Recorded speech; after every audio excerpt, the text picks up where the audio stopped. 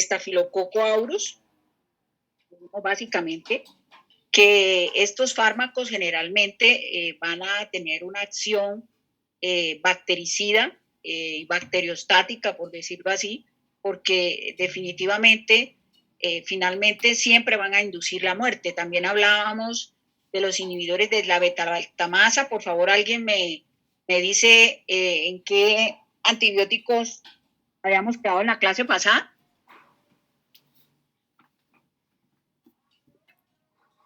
¿Cómo, profe? Me dicen, por favor, me dicen en qué antibióticos habíamos quedado la clase pasada. Profe, pues nosotros la clase pasada, nosotros llegamos hasta los monobactámicos. A los monobactámicos, listo. Entonces, y luego pues vimos el Astronam, pues, que es monobactámico y... Sí, pero no sé si iba a decir más porque nosotros llegamos, o sea, en cuanto a la exposición. Bien. No, estábamos hablando de los monobactámicos. Ya me acuerdo, sí. Entonces dijimos que generalmente pues los monobactámicos son fármacos que tienden a ser de amplio espectro, que además de eso, estos fármacos tienden a inhibir la formación de la pared celular. Recuerden que muchas sustancias, los medicamentos, pues inhiben a las proteínas fijadoras de penicilinas. También dijimos que estos fármacos se utilizan por vía parenteral, especialmente por vía intravenosa o por vía intramuscular. De hecho, una de las formas más utilizadas en el tratamiento de las diferentes infecciones son, por ejemplo, la profilaxis antibiótica de pacientes que tienen riesgo de infecciones multiresistentes. Por eso yo les decía que inclusive se puede utilizar por vía intramuscular o por vía intravenosa. También dijimos que el Astronam es uno de los fármacos que es, a pesar de que hace parte de la familia de los monobactámicos, es de los fármacos que se utilizan como concentración dependiente, es decir, que es prácticamente una excepción de todos los fármacos beta-lactámicos, carbapenémicos, cefalosporinas, pues este medicamento es de los que más se utiliza como fármaco concentración dependiente. Por tanto, podríamos decir que yo puedo utilizar el Astronam, lo podía utilizar, por ejemplo, una dosis 1 hora antes del procedimiento y se puede colocar inclusive durante 30 minutos o durante 20 minutos inclusive. Generalmente, pues este fármaco, miren que este fármaco puede actuar especialmente sobre Haemophilus influenza, sobre Neisseria gonorrea. De hecho, es uno de los fármacos que en la actualidad más se utiliza en el paciente con gonorrea a dosis única. Generalmente se coloca una ampolla intramuscular. También se ha establecido su importancia en el tratamiento de las infecciones por Escherichia coli, en infecciones sistémicas que generalmente son de moderada a severa intensidad, y también se han demostrado su utilidad específicamente en pacientes con Pseudomonas aeruginosa o en pacientes con Pseudomonas aeruginosa o en pacientes con infecciones por gram negativos resistentes. Otra de las propiedades farmacológicas del Astronam es que tiene una enorme utilidad sobre infecciones de tejidos blandos.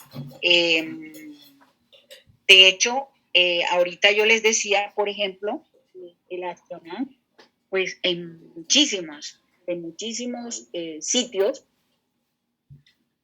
o en muchísimas localidades se utiliza dosis única por vía intramuscular en el tratamiento de la gonorrea. ¿Listo?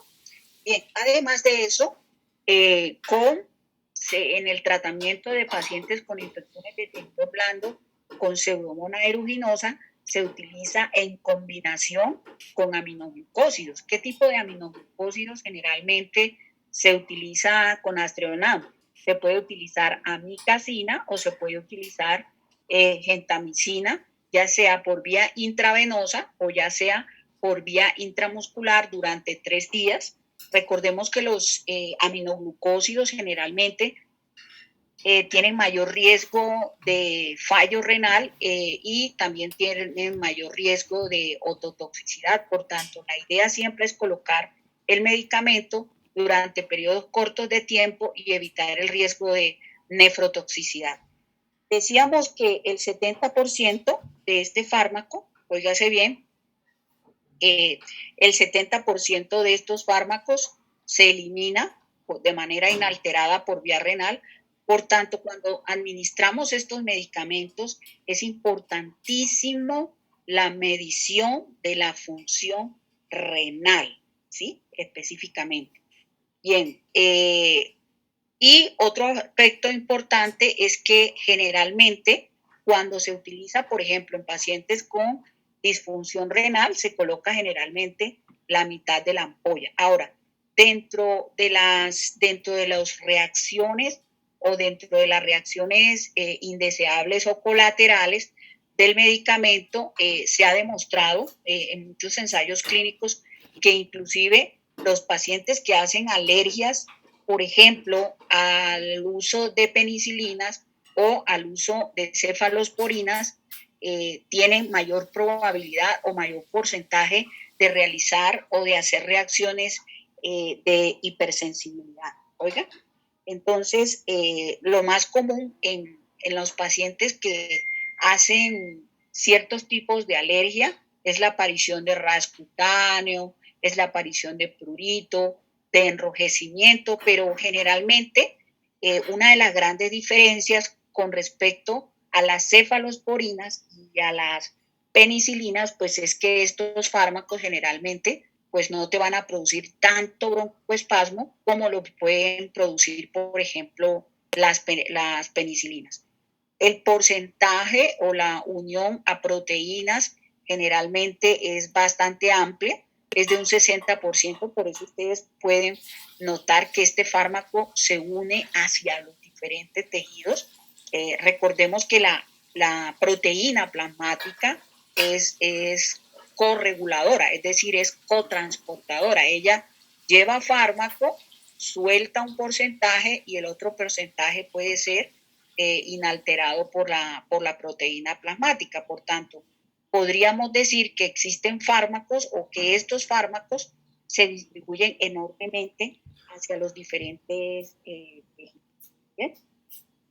Bueno, con respecto pues a estos medicamentos, ya dijimos que se administra por vía IV o por vía intramuscular, ¿sí? Las concentraciones que más o menos se encuentra en el plasma es de 5 microgramos por mililitro y generalmente se une o las concentraciones plasmáticas son de aproximadamente un 60%.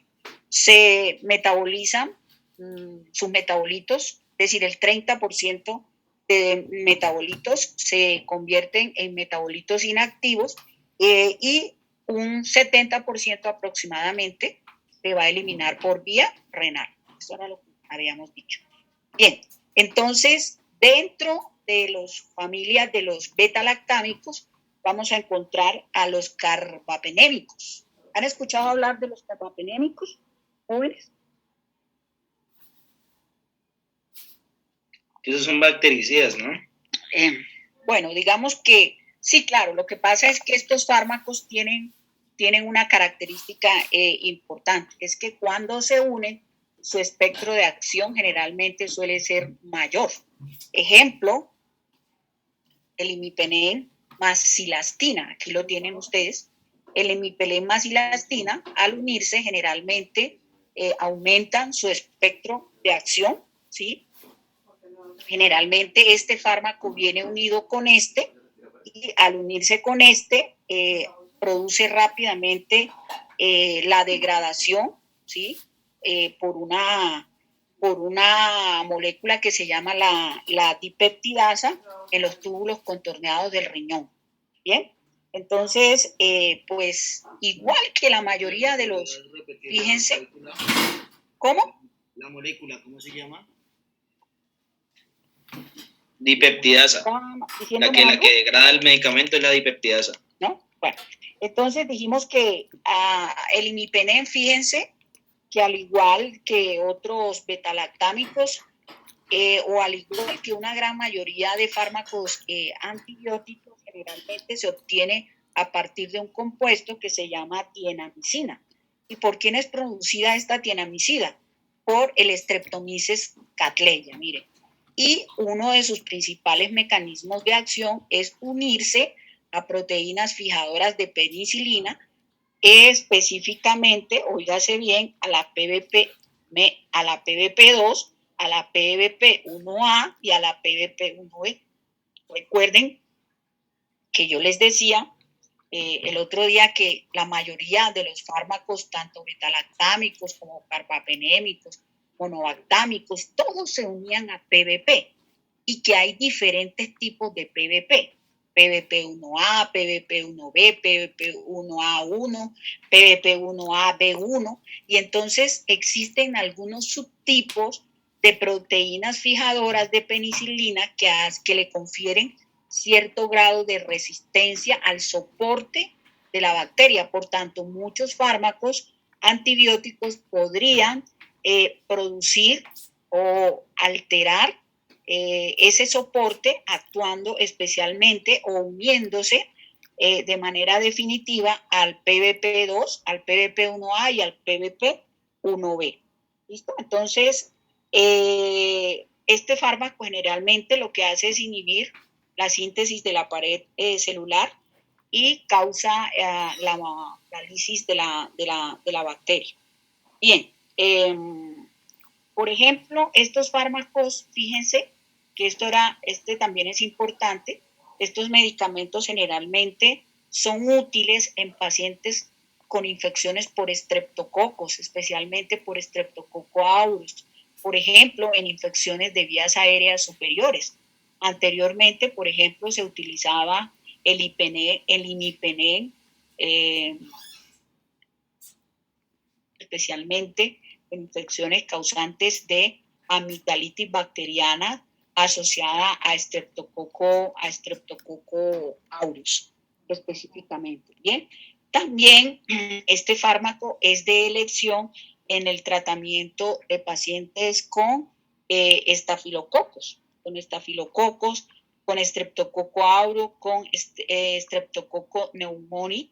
El Streptococcus pneumoniae generalmente es muy común observarlo en pacientes, por ejemplo, con ventilación mecánica prolongada. ¿Bien?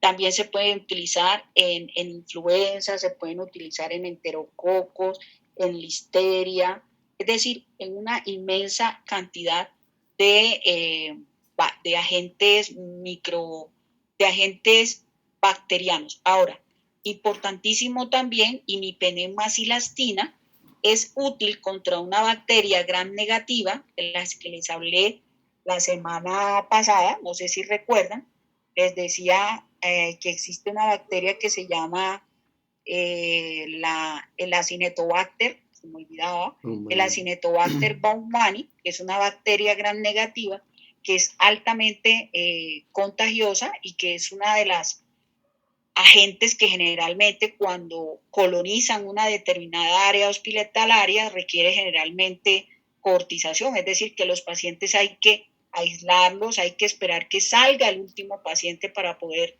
cerrar la unidad, volverla a desinfectar e inclusive se ha demostrado rastros de esta bacteria también en los colchones hospitalarios. Por eso ustedes se van a dar cuenta que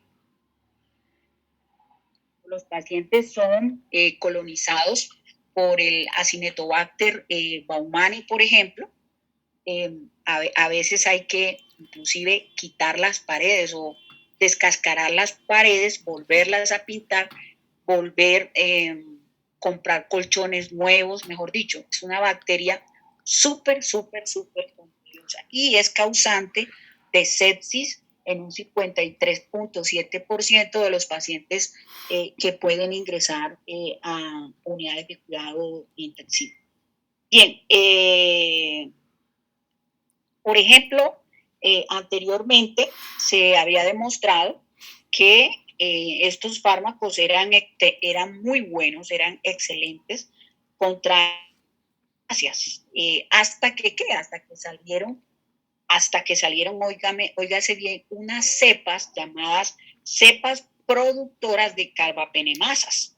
Las carbapenemasas jóvenes también son enzimas que le pueden conferir resistencia a la bacteria. A esas se les llama la KPC.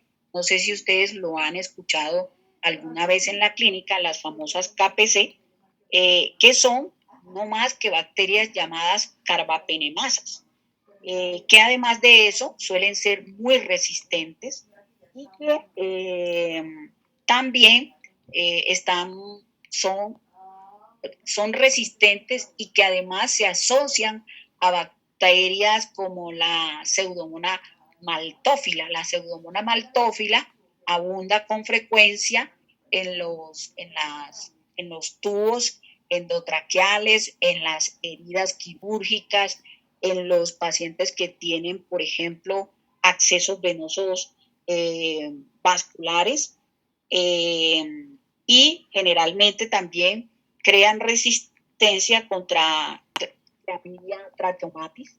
La Clamidia trachomatis es uno de los gérmenes que abundan con muchísima frecuencia en pacientes, por ejemplo, con infecciones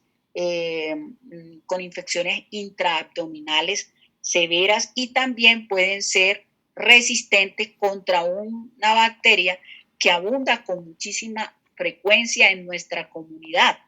¿Cuál será esa bacteria? El Mycobacterium tuberculosis. Entonces, fíjense lo importante que son estos fármacos. Estos fármacos, han creado resistencia, por eso se llaman, por eso cuando un paciente tiene una KPC, ese paciente requiere estricto aislamiento. Ustedes han escuchado a este tipo de agentes microbianos, las KPC, son carbapenemasas resistentes. Exactamente a qué bacterias. Un ejemplo, a la maltófila, a la trachomatis, a la Clamidia trachomatis y al micoplasma. Por eso a los pacientes hay que prácticamente también, igual que la Cinetobacter baumannii, hay que cortizarlos inmediatamente. Nunca van a encontrar generalmente este fármaco por vía oral. La vida media de este fármaco es de aproximadamente 1 hora. Se distribuye muy bien hacia los diferentes tejidos y se distribuye además, puede cruzar la barrera placentaria, puede cruzar, por ejemplo, el líquido cefalorraquídeo, pero la cantidad de fármaco o las concentraciones que pueden llegar al líquido cefalorraquídeo en realidad pues son muy poquitas, son muy bajitas. Óigase bien, se excreta de manera inalterada igual, miren, por vía renal, y el 30% pues se metaboliza como metabolito inactivo, excretándose básicamente por vía renal. Siempre que ustedes utilicen carbapenémicos en pacientes con disfunción renal, hay que hacer ajuste renal. Siempre, muchachos. Es decir, si en la práctica clínica les preguntan en el próximo semestre, porque por ahí les cuento, por eso ya dije que pues en el otro semestre voy a tratar de dar las clases en una hora, muchachos, porque me pasó que la semana pasada me llamó el director de medicina y me dice, profe, lo que pasa es que la mayoría de los temas, algunos temas no se pueden dar durante todo el semestre. Entonces le digo yo, profe, pero pues, ¿cómo hacemos si son 34 horas? Esas 34 horas son 6 horas de parciales y de revisión de notas. Entonces, de esas 34 horas, pues me quedan ¿cuántas? 27 horas prácticamente para la asignatura. Entonces es muy difícil, muchachos. Por eso yo hoy, más que también la clase, les quería también aclarar, yo necesito que ustedes también planteen sus estudios de manera también utilizando los tiempos libres para la asignatura, y no solamente para mi asignatura, sino también para todas las asignaturas. ¿Por qué? Porque después le dicen a uno, no, es que hay que hacerle, profe, es que la profesora Alfonsina tiene que hacernos un repaso. Pero repaso, muchachos, para eso está también el aprendizaje autónomo y la disciplina. Fíjense que yo les enseñé dosis, les enseñé cardio, les enseñé renal, vamos por antimicrobianos. Yo no puedo yo no puedo correr y dar las cosas pues mal ahí corriendo como que por darlas todas. Pues esa es como la idea principal. Bien, entonces les decía, fíjense que estos fármacos tienen unas enzimas que se llaman las carbapenemasas, que generalmente pues son resistentes a Pseudomonas maltófila, a la clamidia trachomatis, que les decía que es una de las bacterias que generalmente abundan en las heridas, especialmente en las heridas intraabdominales.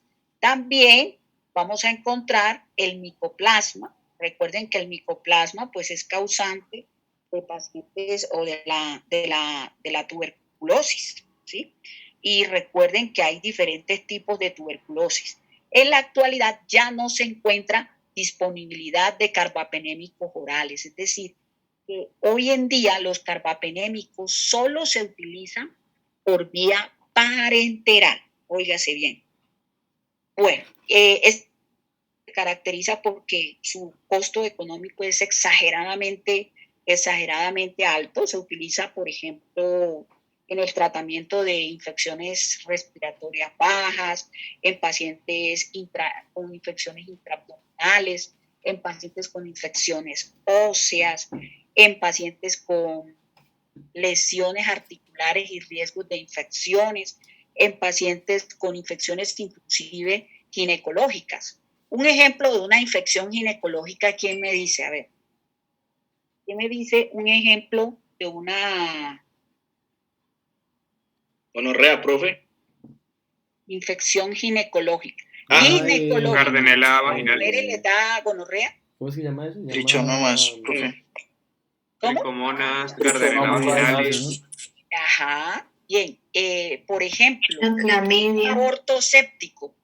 Un aborto séptico puede ser una infección, puede causar una infección vaginal, es decir, es una infección vaginal. Por tanto, ustedes se van a dar cuenta, por ejemplo, que se puede utilizar como fármaco profiláctico en el aborto séptico. Pues es útil contra este tipo de infecciones. También en infecciones por Pseudomonas aeruginosa, también se ha utilizado pues en infecciones intrahospitalarias, sobre todo en bacterias que son muy resistentes a las cefalosporinas, sobre todo a las cefalosporinas de cuarta y quinta generación. Y fíjense lo importante que es esto, ¿por qué? Porque yo les decía a ustedes en la clase pasada que uno de los agentes antimicrobianos que menor porcentaje de resistencia crea son las cefalosporinas de tercera generación. Resulta, jóvenes, que también hay resistencia a las cefalosporinas. Entonces, cuando los pacientes son resistentes a cefalosporinas, pues una de las opciones son los carbapenémicos, el imipenem más cilastina, ¿sí? Y pues estos fármacos generalmente son de gran utilidad en infecciones multiresistentes, específicamente en infecciones asociadas al cuidado de la salud. Bien, entonces vamos a encontrar pues otros fármacos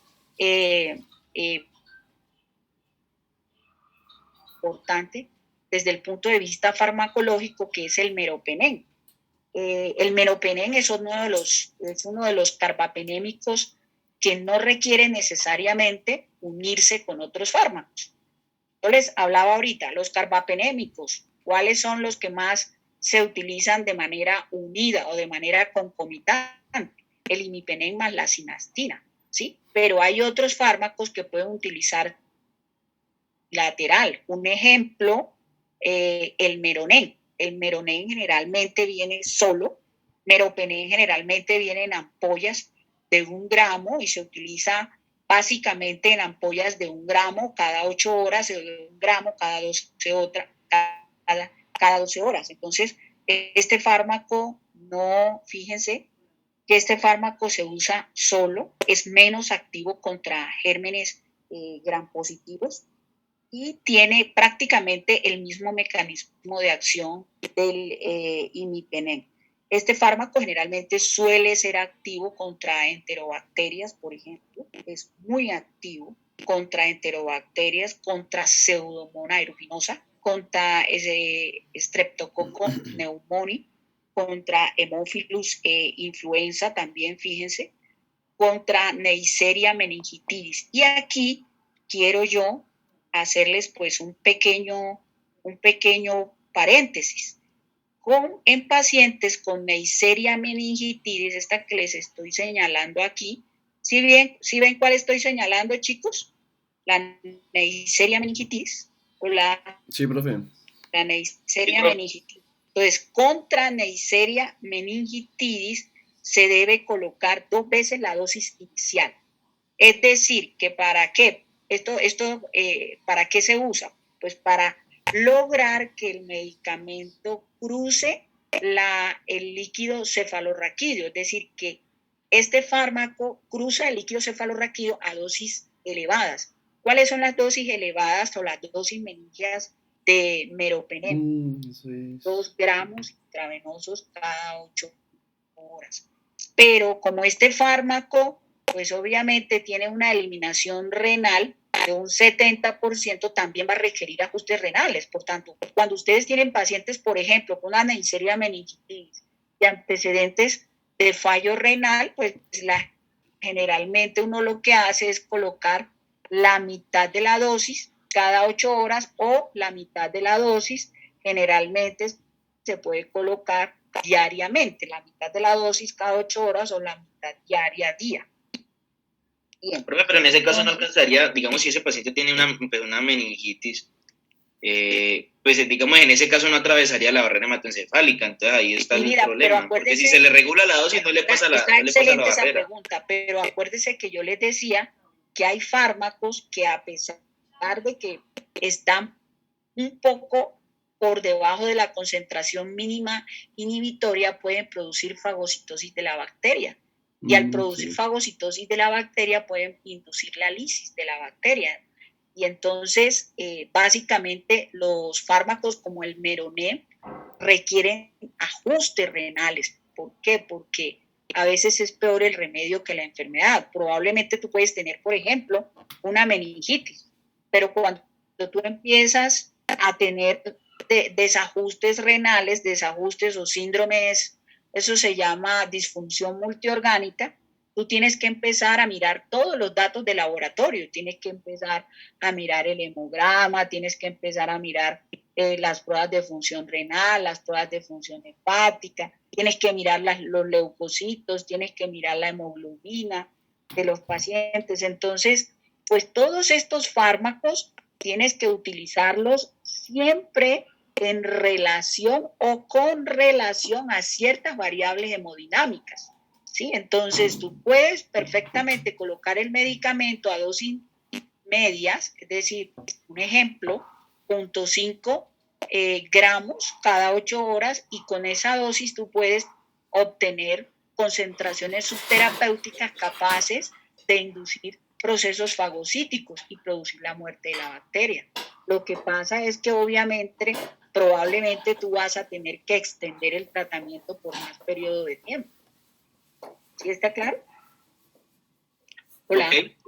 Sí, sí. Listo. Entonces, pues estos medicamentos, fíjense, yo les decía, se administran siempre por vía intravenosa, penetra la mayoría de las barreras, tanto la hematoencefálica, también puede penetrar inclusive la barrera placentaria, se metaboliza por vía hepática y tiene una vida media de aproximadamente 1.5 horas aproximadamente.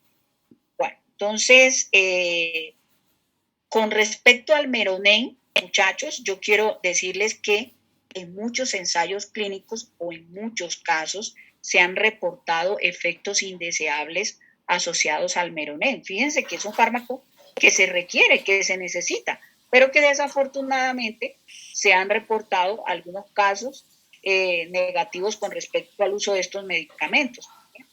Se han reportado bradicardia, se han reportado fallo cardíaco, se han reportado episodios de dolor torácico, se han reportado inclusive embolismo pulmonar, taquicardia, ansiedad. ¿Por qué creen ustedes que se han reportado esos casos? ¿Por qué creen ustedes que este fármaco puede producir toda esa inmensa cantidad de efectos adversos, muchachos? Nadie nadie se le ocurre. Así muy súper, pues, no, pues es que lo mío es como decir algo obvio, porque es como decir que son muy potentes, porque pues se utilizan en bacterias que incluso son resistentes a cefalosporinas de cuarta y quinta. Entonces, pues uno piensa que obviamente que porque son más potentes pueden generar muchas más complicaciones. Ahora sí, ¿por son qué? más potentes, quiere decir que, recuerden que yo les decía que las cefalosporinas, ellas pueden penetrar hacia los diferentes sitios de acción, es decir, ellas penetran a todas partes, a excepción de las cefalosporinas de primera generación y algunas de segunda generación. Entonces, si ellas son potentes, imagínense, potentes, por lo tanto, como lo dice el joven, pues obviamente ellas van a penetrar enormemente a muchísimos tejidos. Uno de los tejidos que más penetra, por ejemplo, es el sistema nervioso central, por eso puede producir, por ejemplo, la administración de Meronen, puede producir confusión mental, puede producir, por ejemplo, embolismos pulmonares, por eso ella penetra enormemente la vía pulmonar, puede producir agitación, ansiedad. Y recuerden que generalmente los pacientes que se encuentran hospitalizados, sobre todo en unidades de cuidado intensivo y en los hospitalarios, pueden hacer un tipo de delirio que se llama el delirio tremens, o el delirio del hospitalizado. ¿Por qué? Porque son pacientes que se desconectan de la realidad, y si tú estás colocando meropenem, pues obviamente habrá probablemente mayor episodio. Por tanto, una de las principales contraindicaciones, una de las principales situaciones en las que idealmente no se debería utilizar Meronen es específicamente en pacientes que tienen antecedentes de desórdenes del sistema o de trastornos del sistema nervioso central. Por ejemplo, el paciente que tiene una antecedente ya de epilepsia. Ojo con eso, porque eso es una pregunta que puedes hacer. Entonces, el meropenem, por ejemplo, les decía, pues que es muy poco útil, o es muy útil en muchísimas infecciones, es cierto, pero ojo cuando lo utilizamos en pacientes con antecedentes de disfunción del sistema central. ¿Listo? Entonces, ¿en qué pacientes generalmente se utiliza meropenem? Por ejemplo, se asocia o se ha demostrado una gran utilidad en pacientes con infecciones asociadas a catéteres, en infecciones intraabdominales, en pacientes con meningitis, especialmente con Neisseria meningitidis, en pacientes con fibrosis crística, en pacientes con meningitis bacteriana, con hemófilus, influenza, en todas este tipo de infecciones, pero siempre y cuando tengamos mucho cuidado en aquellos pacientes que tienen alteraciones de disfunción del sistema nervioso, especialmente en pacientes con antecedentes de epilepsia. ¿Por qué? Porque puede exacerbar la crisis epiléptica. ¿Listo? Y obviamente requiere de ajuste renal. Es decir, que la vigilancia de la función renal con este medicamento es supremamente importante. Bien, bueno, vámonos entonces con el doripenem.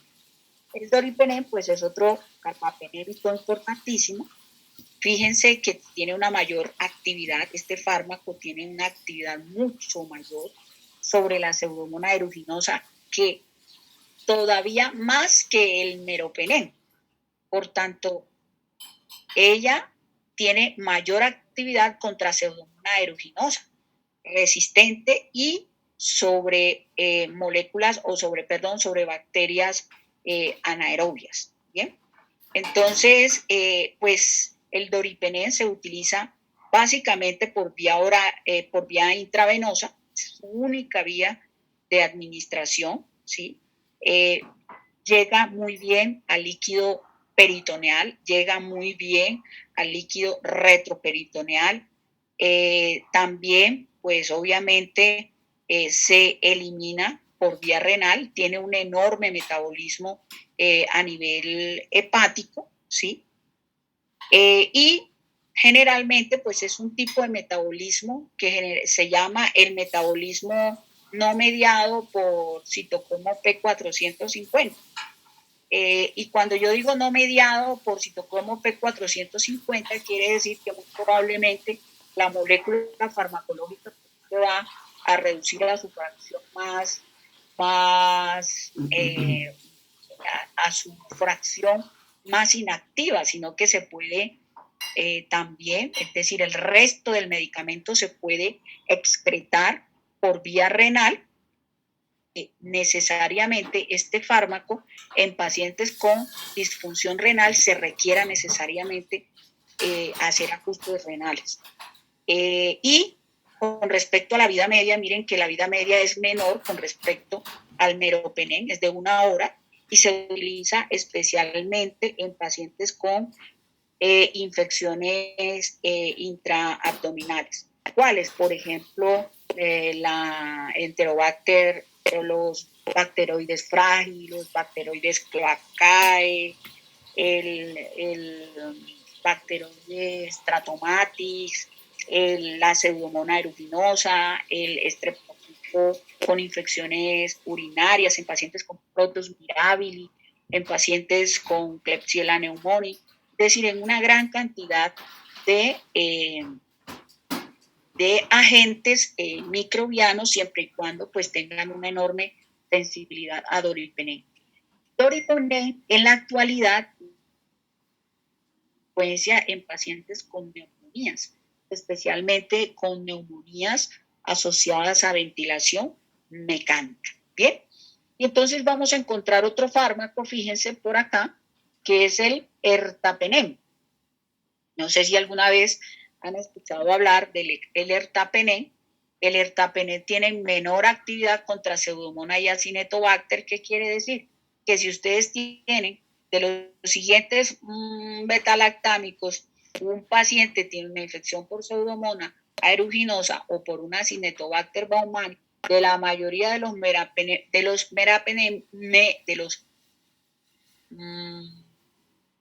los carbapenémicos, ¿cuál de estos no utiliza? El ertapenem. ¿Por qué? Porque este fármaco, repito, tiene una menor actividad contra Pseudomonas y contra Acinetobacter baumannii. Bien.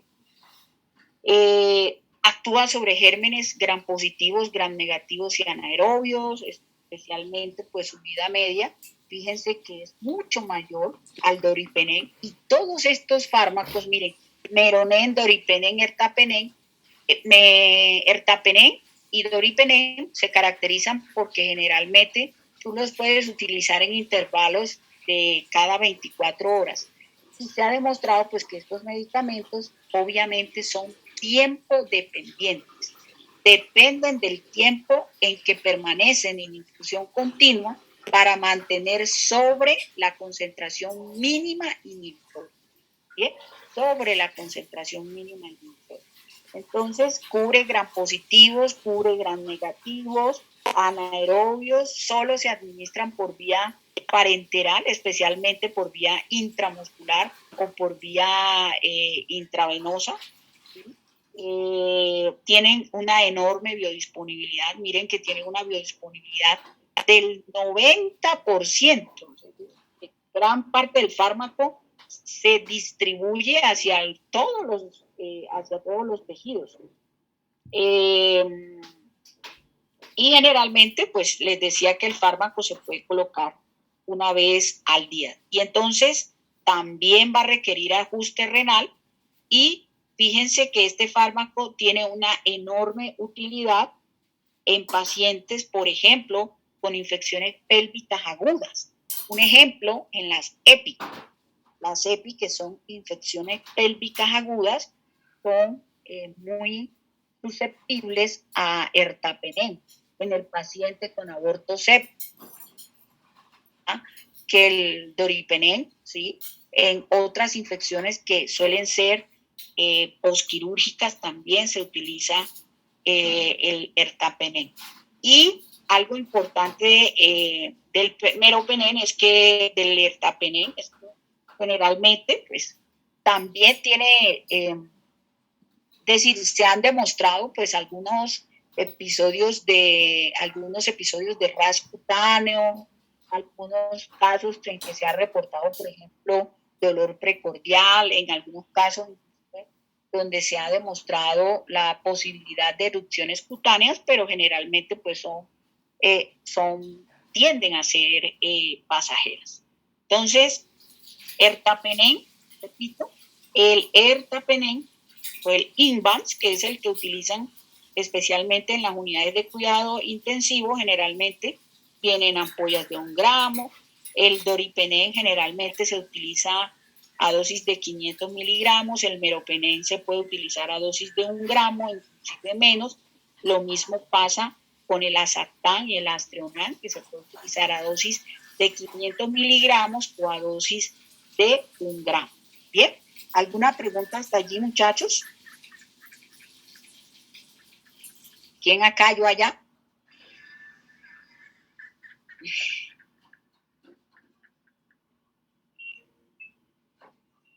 Profe, esos 3 carbapenémicos son tiempo dependientes, ¿cierto? Todos esos 3 carbapenémicos son tiempo dependientes. ¿Cuál de ellos, a pesar de ser carbapenémico, no es tiempo dependiente? Imipenem, cilastatina. No. No, ya lo dijimos anteriormente. Que no es tiempo dependiente. Que no es tiempo dependiente. El carbapenem. El meropenem, perdón, el meropenem. No, señor. El meropenem es tiempo dependiente. ¿Cuál? El Astreonam, acuérdense. ¿Pero ese es carbapenémico? Sí, todos esos son carbapenémicos. ¿Por qué? Porque no habíamos quedado que era un monobactámico. Porque todos inhiben beta-lactamasas. Profe, qué pena, es que yo pensé que el Astreonam era un monobactámico. Sí, es un monobactámico, pero del género, lo que pasa es que él tiene solo un anillo cíclico, monocíclico. Los demás tienen más de un anillo monocíclico. ¿Sí me hago entender? Es la estructura química. Los demás tienen más de un anillo monocíclico, mientras que el Astreonam tiene solo un anillo monocíclico. ¿Está claro? Ok, listo. Vale, listo. Bien, entonces pasamos a otra familia de fármacos importantísima, fíjense, que son los aminoglucósidos. Y estos sí que sí tienen muchísimos efectos, especialmente la nefrotoxicidad y la ototoxicidad. ¿Sí? Entonces, el primer aminoglucósido utilizado en la historia de las enfermedades microbianas fue la streptomicina. ¿Sí?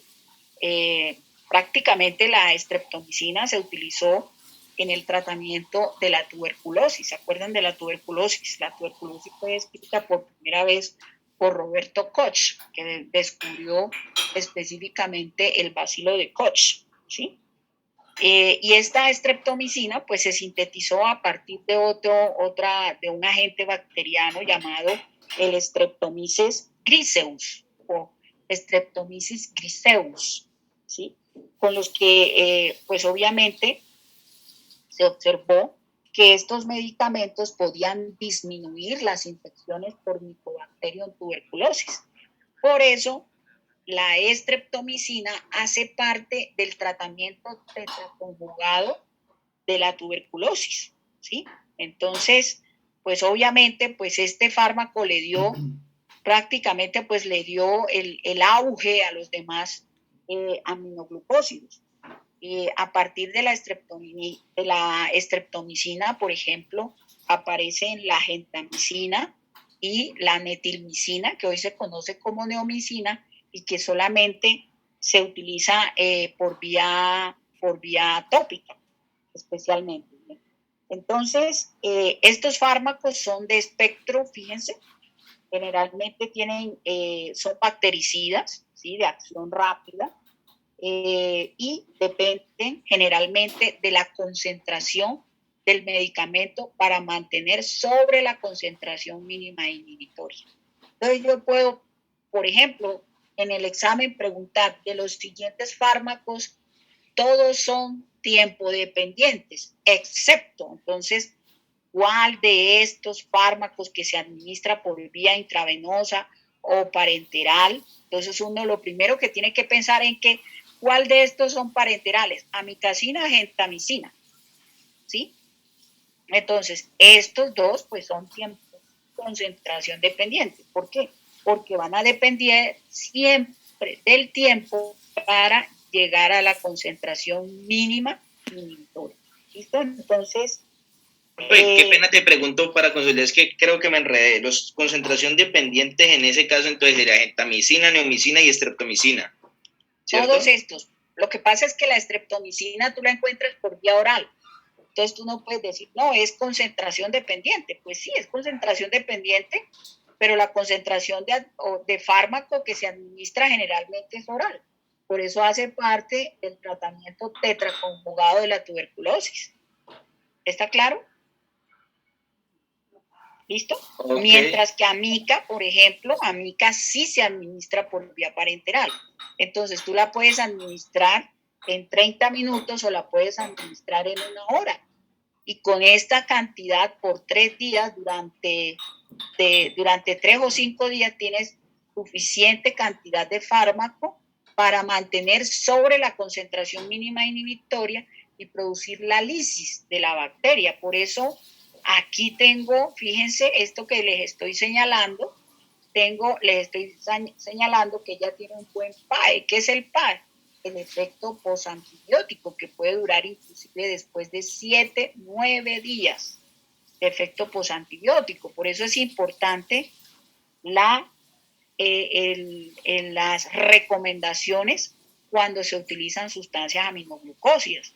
Por ejemplo, que el paciente no ingiera alcohol, que el paciente, algunos no ingieran lácteos, porque probablemente los lácteos van a disminuir la velocidad de absorción de los medicamentos.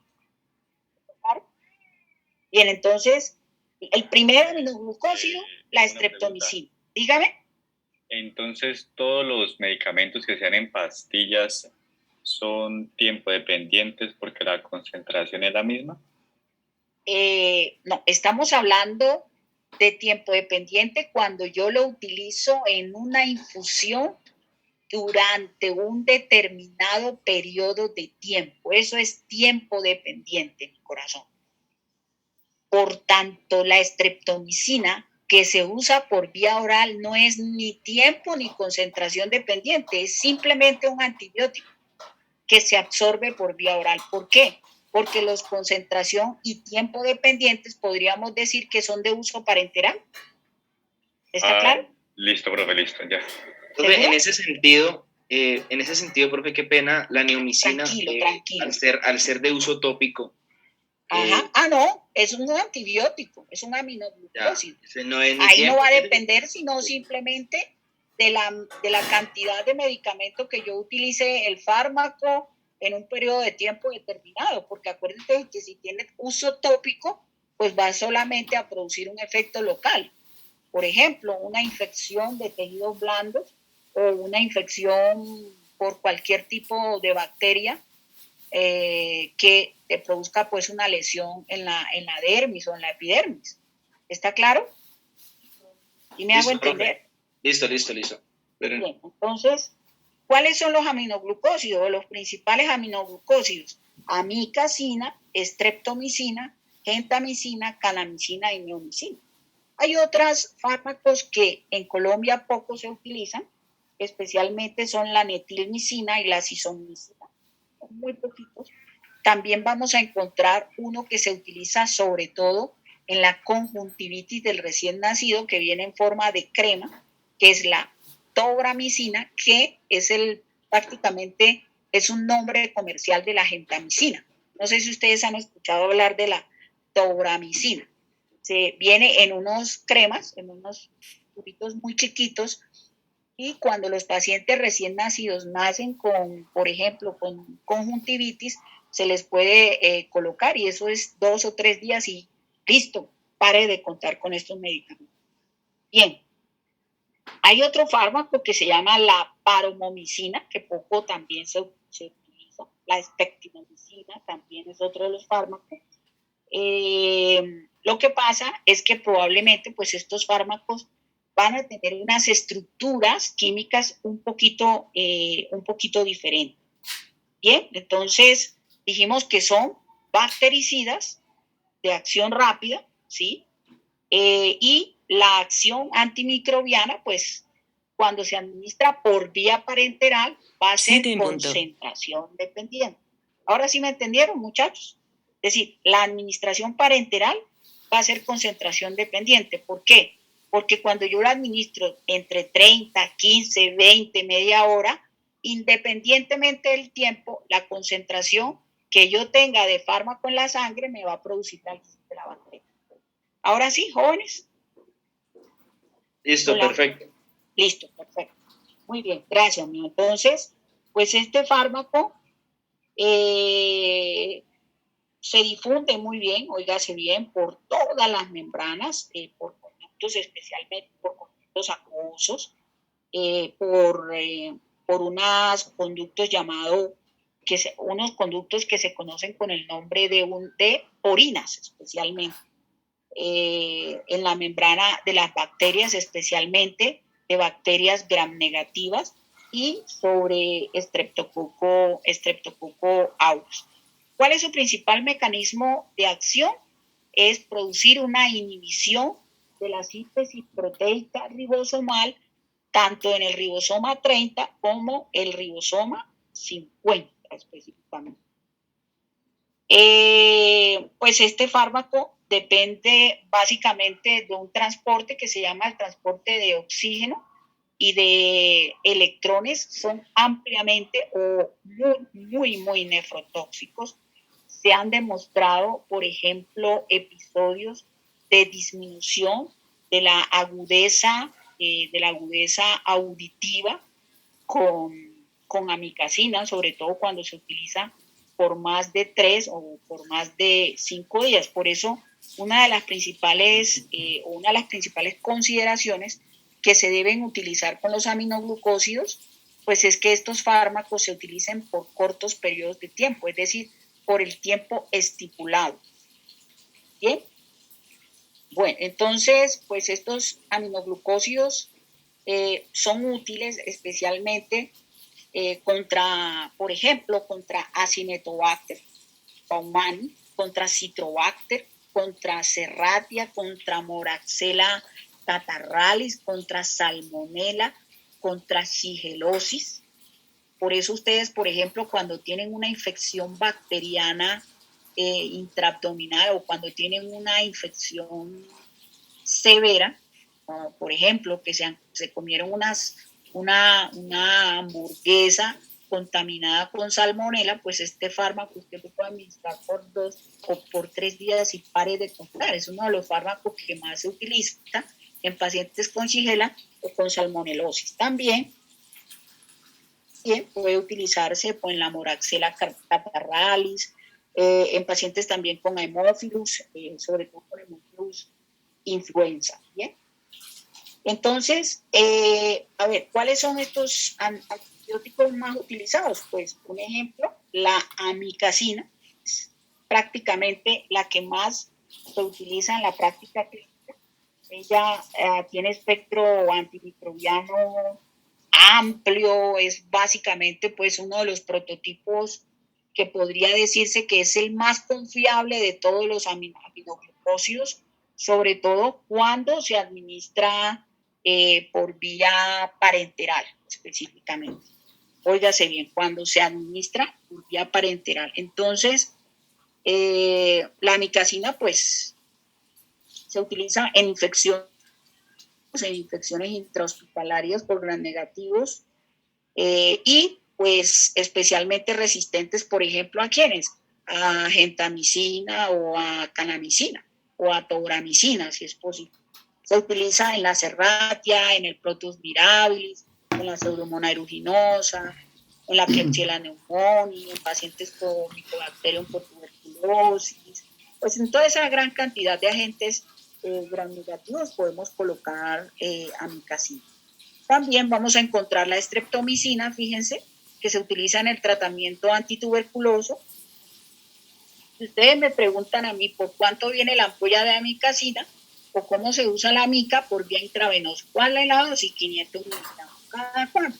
Generalmente, pues uno la puede utilizar 500 miligramos a dosis de 500 miligramos día por 3 días y a dosis de 500 miligramos día por 5 días. No más de ese tiempo por su efecto nefrotóxico y ototóxico.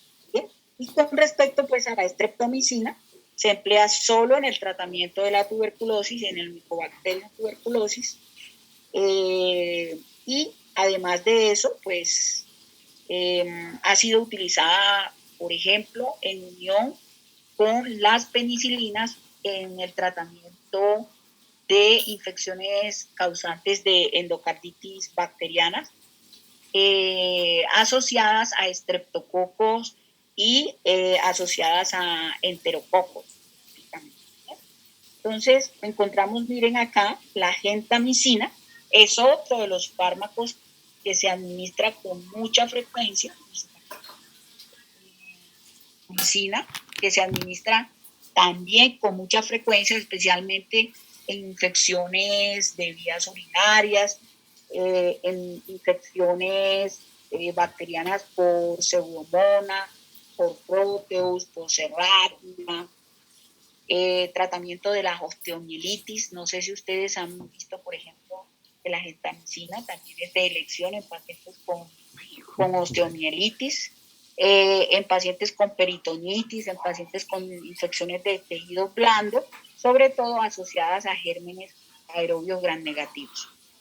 Bien, entonces se absorbe por vía oral.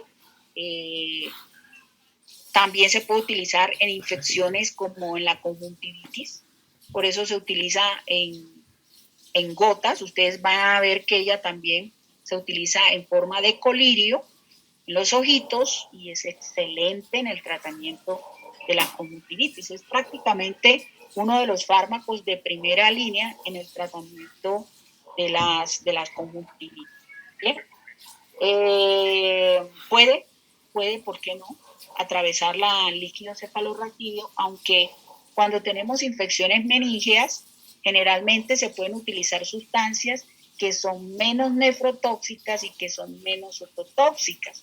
¿Por qué? Porque recordemos que el tratamiento farmacológico con aminoglucósidos en pacientes con meningitis pues se prolongaría. Y estos fármacos pues generalmente pues no son buenos en el tratamiento corto o por corto periodo de tiempo asociado a infecciones por gram negativos, especialmente por anaerobios. ¿Bien? Entonces, en ese caso, uno que sea menos tóxico y pues que sirva para, digamos, para Neisseria meningitis, podría ser los cefalosporinas de tercera generación. Las cefalosporinas, sí señor, las cefalosporinas de tercera generación. Lo que tenemos que tener mucho con estos fármacos, mucho cuidado, es uno, que tú tienes que estar mucho cuidado, tener supremo cuidado con el cultivo. ¿Qué tanta susceptibilidad tiene un agente microbiano por un fármaco?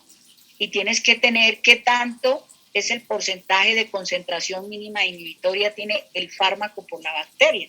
porque si tienen baja concentración mínima inhibitoria, pues realmente pues no, es mejor utilizar uno un poco más agresivo por menos periodos de tiempo que tú sepas que es bueno. Entonces, en ese caso se hace el antibiograma y mira si es... Claro, sí señor. O sea, uno, lo primero, si tú sospechas que tienes una infección, tú lo que tienes que hacer es que si tú tienes una clínica clara para una infección, pues tú colocas un antibiótico de amplio espectro. Cultivas al paciente, te sale cultivo preliminar, si el paciente es susceptible a ese fármaco, lo dejas, si tiene una buena concentración mínima inhibitoria, lo dejas. Ahora, ¿cuándo lo escalonas o cuándo utilizas fármacos más agresivos? Cuando tú ves que esos fármacos o ese fármaco que tú estás usando tiene una concentración mínima muy baja. ¿Está claro? ¿Está claro? Entonces yo puedo ir escalonar o desescalonar. Se llama escalonar y desescalonar en infectología. Bien. Entonces vamos a encontrar, por ejemplo, fíjense la kanamicina. La kanamicina, pues, es uno de los fármacos que se utiliza, un ejemplo, en la blenorragia, aunque también ha demostrado ser útil en pacientes con Escherichia coli, en pacientes con Enterobacter aeruginoso, en pacientes con Klebsiella pneumoniae, en pacientes con Serratia, o generalmente también hace parte del tratamiento de segunda línea, más no de primera línea, en el tratamiento de la Mycobacterium tuberculosis. Y vamos a encontrar también la neomicina. La neomicina solo tiene uso tópico, por tanto, ustedes van a encontrar infecciones de piel, por ejemplo, por E. coli, por Enterobacter aerogenes, por Pneumonitis, por Proteus vulgaris, por Enterobacter fecalis, todas esas bacterias gram negativas anaerobias que también pueden estar en la dermis, pueden ser abordadas por la neomicina. ¿Bien? Bueno, y hay otro que es la tobramicina, que generalmente se utiliza en los niños. Bien, entonces fíjense que pasamos a otro género de fármacos importantísimos que son las quinolonas. ¿Cuándo vamos a acabar? ¿Quién sabe, no? Entonces, podríamos decir, vamos a encontrar entonces las fluoroquinolonas, también llamadas quinolonas. Quinolonas o fluoroquinolonas. Y estos fármacos generalmente van a actuar especialmente a nivel del núcleo bacteriano, y ellos actúan especialmente sobre una enzima que se llama la ADN girasa. Y al actuar inhibiendo a la ADN girasa pueden interferir en la organización del ADN, impidiendo que de ADN se convierta en ARN mensajero y se produzca la replicación bacteriana. La mayoría de los agentes quinoloónicos o la mayoría de las quinolonas se pueden absorber por vía oral. En la actualidad existen unas quinolonas que también se pueden absorber por vía intravenosa. ¿Cuál es la de estas, las que generalmente ustedes van a encontrar por vía intravenosa? Por ejemplo, van a encontrar la ciprofloxacina a dosis de 400 gramos más o menos cada 12 horas.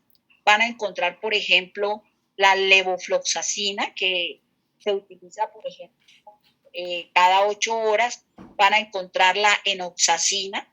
Vamos a encontrar también la norfloxacina, enoxacina y la norfloxacina. Estos fármacos se caracterizan porque pues tienen muy baja dosificación, muy baja dosificación. Tienen pocos efectos indeseables y son, por ejemplo, uno de los más utilizados en infecciones de vías urinarias causadas por gérmenes gram positivos o gram negativos. Ejemplo, en la E. coli. Pero miren lo importante que pasa, algo interesantísimo que pasa con las quinolonas. Las quinolonas atraviesan muy bien el tejido óseo. Por eso ustedes van a encontrar que las quinolonas se utilizan casi nunca en pacientes menores de 14 años de edad. ¿Y por qué en pacientes menores de 14 años de edad? Porque este fármaco puede producir deformación ósea.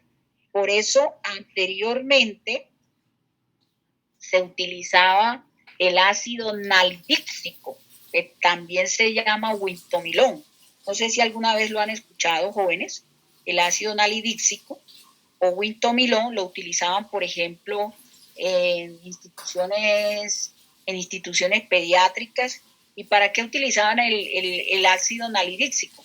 Para infecciones de vías urinarias, por vía oral. Entonces, ¿qué pasó? Muchos pacientes, o hubo un estudio que demostró que estos fármacos atravesaban enormemente el tejido óseo, y de allí que estos fármacos fueron prácticamente retirados del mercado. Entonces aparecen, por ejemplo, la ciprofloxacina.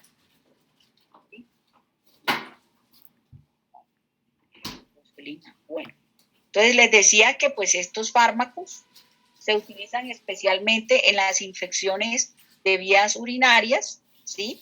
O en pacientes con infecciones asociadas a faringoamigdalitis, sobre todo en las faringoamigdalitis de origen bacteriano, ¿sí? Vamos a encontrar también la enoxacina, y vamos a encontrar también la norfloxacina, ¿sí? Enoxacina y norfloxacina. La enoxa, la nor y la ofloxacina generalmente se utilizan en pacientes con infecciones gastrointestinales severas, ¿sí? Estos fármacos, pues, sobre todo la ciprofloxacina y la moxifloxacina, pues ha representado un muy buen avance desde el punto de vista de los fármacos antimicrobianos.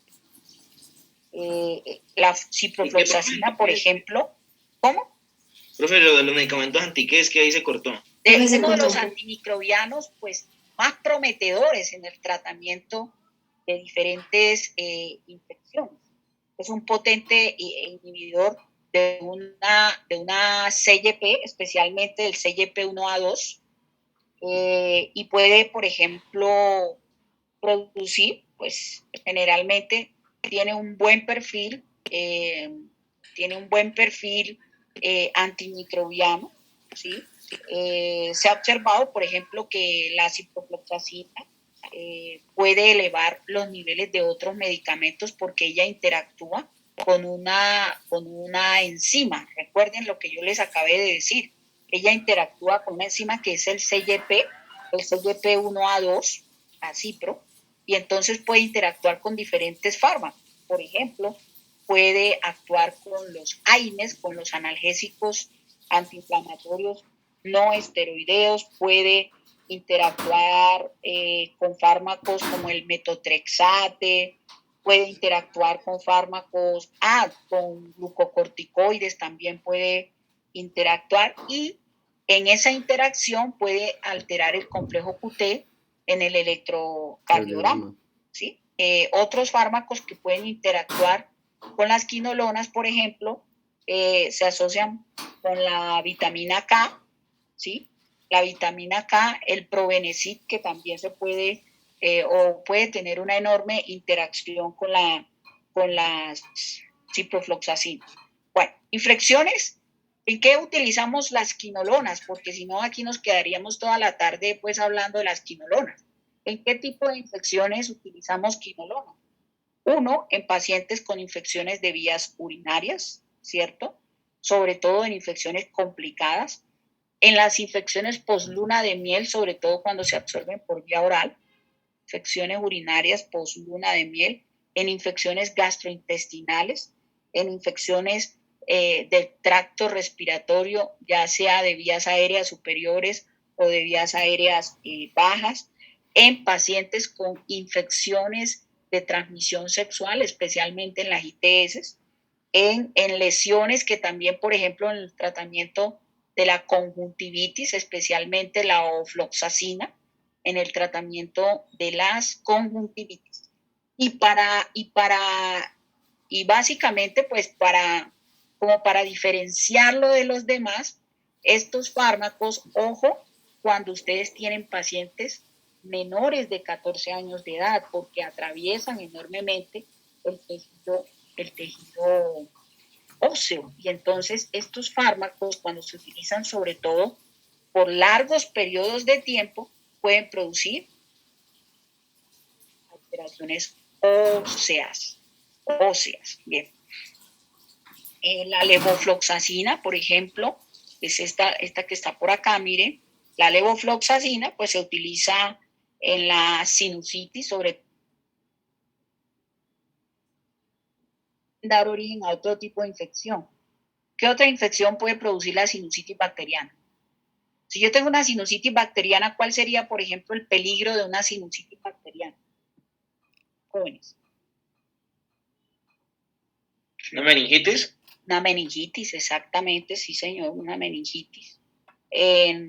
Por eso se utiliza en la sinusitis bacteriana, en la bronquitis, en pacientes con heridas por mordedura de animales o en pacientes con mordeduras de humanos. Y yo digo de humanos, pues porque obviamente recordemos que los humanos también tenemos bacterias en el oral que pueden pues pasar pues o pueden pasar por contacto, ¿no? Bien, en pacientes con diarreas, sobre todo en pacientes con diarreas bacterianas. Bueno, entonces, pues eso es como básicamente lo más importante de las quinolonas, muchachos. Vamos a encontrar entonces otros fármacos interesantísimos, el cloranfenicol. El cloranfenicol es de la familia de las quemicetinas. No sé si alguna vez alguno de ustedes ha escuchado hablar del cloranfenicol. El cloranfenicol pertenece al género de las quemicetinas. Es un fármaco de amplio espectro, de muy buen espectro. Es útil especialmente sobre gérmenes anaerobios. Se absorbe, fíjense, es uno de los fármacos que se puede absorber por vía oral, se puede absorber también por vía parenteral, penetra muy bien el tejido tisular de la meninge. Por eso estos fármacos eran los de primera línea en el tratamiento de las meningitis. Pero el gran inconveniente de los anfenicoles era que estos fármacos podían producir agranulocitosis, es decir, podían producir trastornos hemáticos. Y entonces los pacientes podían tener, por ejemplo, inmunosupresión, porque recuerden que los granulocitos, es decir, son como unas deformaciones de los glóbulos, ellos se forman en forma de C y entonces pueden producir fenómenos asociados a inmunosupresión. Y anteriormente, sobre todo en la meningitis de los niños, era considerado básicamente el fármaco de primera línea, de primera elección, ¿sí? Este fármaco generalmente tiene o produce una inhibición a nivel de la síntesis proteica ribosomal y el principal uso terapéutico del cloranfenicol era el tratamiento de pacientes con meningitis bacteriana o en pacientes con infecciones anaerobias. Bien. ¿Tienen alguna pregunta hasta allí, jóvenes? Profe, pero estos últimos, el cloranfenicol, pues, según lo que usted nos está diciendo... Tampoco se usa, ¿no? A eso le iba a preguntar porque, pues, digamos, usted dijo que se utilizaba para la meningitis, pero pues, porque, pues producía... Sí, anteriormente se usaba muchísimo, sobre todo en los hospitales pediátricos. Por ejemplo, usted iba a Club Noel o al Hospital del Niño en Cali y generalmente, pues, la mayoría de los pacientes eran manejados con este medicamento. Tenía las 3B, era bueno, bonito y barato, pero pues obviamente el gran problema del cloranfenicol era el fenómeno de la agranulocitosis.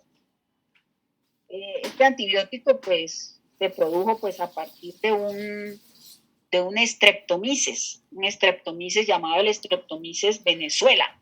¿Ve? ¿Sí ve? ¿A dónde está la Venezuela? Los venezolanos están hasta en el cloranfenicol. Entonces, no mentiras, nada que ver con los venezolanos.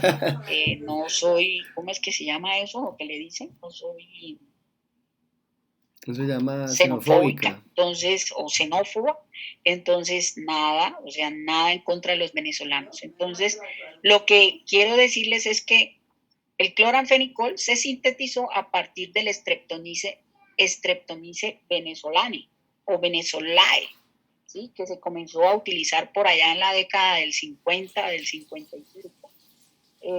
Y obviamente, pues el gran problema fueron las discrasias sanguíneas, especialmente los fenómenos asociados a la granulocitosis. Bien, sigamos entonces. Vamos a encontrar entonces otros agentes antimicrobianos que se llaman las tetraciclinas. ¿Bien? Entonces, con respecto a las tetraciclinas, fíjense, las tetraciclinas también se llaman o se encuentran dentro del género de las doxiciclinas y de las minociclinas. ¿Han escuchado hablar de las tetraciclinas, jóvenes? Sí, creo que sí. Las tetraciclinas generalmente son bacteriostáticos que son de amplio espectro y que se caracterizan específicamente porque ellas se absorben muy bien por la vía oral. Se absorben muy bien por la vía oral. No se les olvide, por favor. Siempre van a encontrar a las tetraciclinas por vía oral, aunque hay algunas minociclinas que también tienen absorción intravenosa. Absorción intravenosa. ¿Ellas qué hacen? Pues ellas inhiben la síntesis proteica a nivel ribosomal, ¿sí?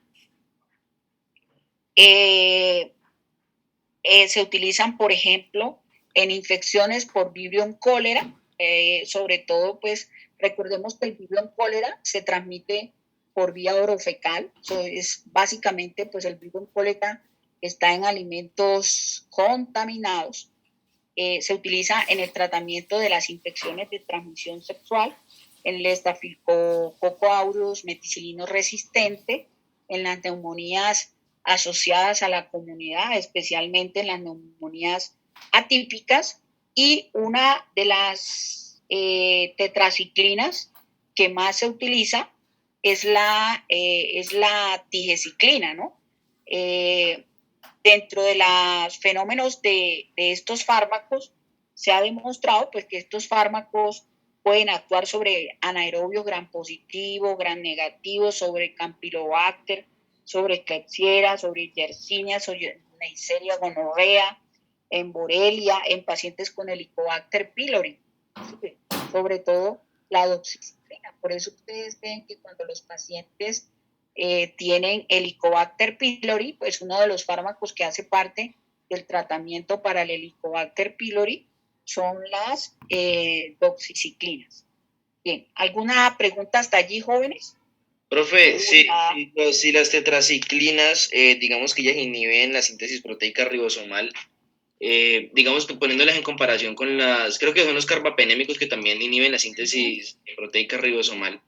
¿Por qué, digamos, por qué estas tetraciclinas son bacteriostáticos y los carbapenémicos son más bien bactericidas? Porque incluso lo que pasa es que los carbapenémicos, acuérdate que yo te decía que los carbapenémicos o la mayoría de carbapenémicos monobactámicos, ellos generalmente actúan sobre la síntesis de la pared celular. Es decir, para que esos fármacos actúen, se requiere que la bacteria necesariamente tenga una pared celular. Si la bacteria no tiene pared celular, pues ellos generalmente no son activos. Entonces, estos se diferencian de los carbapenémicos porque estos actúan sobre el ribosoma. ¿Y dónde se encuentran los ribosomas? Se encuentran en el citoplasma y hay dos tipos de ribosoma, una subunidad ribosomal 50 y una unidad ribosomal 30S. Esa es prácticamente pues la diferencia, es el mecanismo el mecanismo de acción. ¿Sí, Piri? ¿O no, Piri? Sí, no, entonces la pregunta mía era la que estaba mal, profe, porque yo, o sea, me quería referir realmente a los aminoglucósidos.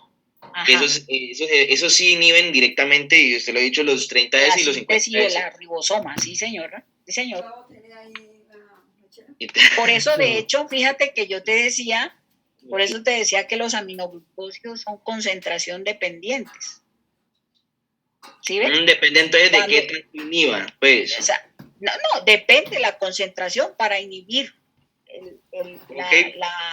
para inhibir o para producir la disminución del crecimiento de la bacteria o producir finalmente la lisis. Recuerden que yo te decía que yo siempre he estado en desacuerdo con que, bueno, eso es algo más personal, que se le diga bacteriostático o bactericida. Todos terminan asesinando la bacteria. Unos la asesinan disminuyendo su crecimiento y otros actúan directamente sobre la pared celular produciendo la muerte de la bacteria. ¿Está claro? Entonces, pues obviamente las diferencias muy probablemente están relacionadas con sus mecanismos de acción. Unos actúan en la síntesis proteica, otros actúan en la pared celular, otros van a actuar sobre el ADN, otros van a actuar sobre unas enzimas, otras van a actuar, por ejemplo, sobre la síntesis de ácido fólico. ¿Sí me entiendes? Entonces, pues uno no puede decir, es decir, en síntesis todos los antimicrobianos pues van a producir la lisis o van a producir la disminución del crecimiento de la bacteria. ¿Sí? Hola. Listo. Y probablemente te vas a dar cuenta que todos actúan a veces sobre todas, ¿no? Es difícil a veces uno como que diferenciar quiénes actúan más sobre una bacteria que sobre otras. Es muy chévere, por ejemplo, cuando uno habla de las cefalosporinas, ellas sí tienen unas asociaciones farmacológicas bien significativas, pero después de las cefalosporinas, cuando tú empiezas a hablar de tetraciclinas, ya todas se confunden, los aminoglucósidos con las tetraciclinas, porque prácticamente todos actúan sobre la misma serie de agentes patógenos. Entonces, ¿qué es importante allí? El cultivo. Siempre el cultivo juega un papel importante. Que el antibiótico que tú utilices cause el menor efecto tóxico posible. ¿Está claro? Que cuando tú utilices un aminoglucósido, siempre y cuando yo tenga un paciente que no tiene antecedentes de disfunción renal, un paciente al que yo lo puedo manejar prácticamente esos 3 días y yo sé que es un paciente que va a tener una buena respuesta, pero si es un paciente que ya está toreado con toda esta cantidad de medicamentos, pues tú vas a tener mayor fenómeno de resistencia. Es que ese es el gran problema de los antimicrobianos, que producen fenómenos asociados a resistencia bacteriana, los mismos, las mismas bacterias tienen sus fenómenos, tienen las formas de resistir a la penetración de fármacos. Pero es que ahorita es lo último que se está investigando son los virus bacteriófagos, ¿no? Ajá, sí, eso es prácticamente como lo nuevo en farmacología antimicrobiana. Y de hecho todavía se han estudiado, pero fíjate que hay muy poca material bibliográfico sobre esto, porque apenas se están estudiando en animales. Por ejemplo, tú te has dado cuenta, la última cefalosporina se utilizó en el 2017, que es la de quinta generación. ¿Sí? ¿Cuál es la de quinta generación? A ver, ¿quién me dice cuál es la de quinta generación? Ceftaroline. Acuérdense. Bueno, entonces ahora vamos a los macrólidos. Los macrólidos prácticamente son el reemplazo de las penicilinas. Los macrólidos fueron sintetizados por allá en la década de los 50. Fueron sintetizados por primera vez los macrólidos, fíjense. Los macrólidos pues se sintetizaron a partir del Streptomyces erytherus. Erytherus es las formas que conformaron pues al macrólido, el etilsuccinato, el estearato, y el estolato, que generalmente pueden tener asociaciones con toxicidad hepática. Los macrólidos más importantes, es decir, los prototipos de agentes macrólidos en la actualidad son, por ejemplo, la claritromicina, ¿sí? Muchachos, a propósito, en la otra semana tienen una hora para el parcial y podríamos tener una hora para clase teórica. Uy, profe, no lo metas así, Rick. Hágale, profe, una.